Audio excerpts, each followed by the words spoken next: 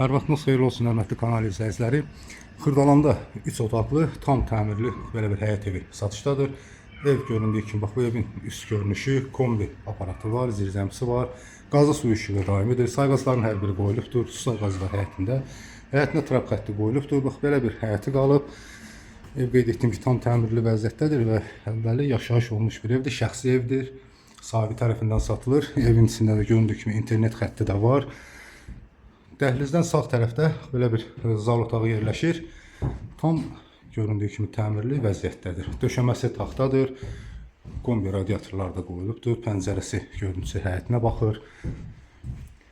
Bura zal otağı idi və 2 yataq otaqları. Bura isə bir yataq otağı. Bura isə ikinci bir yataq otağı.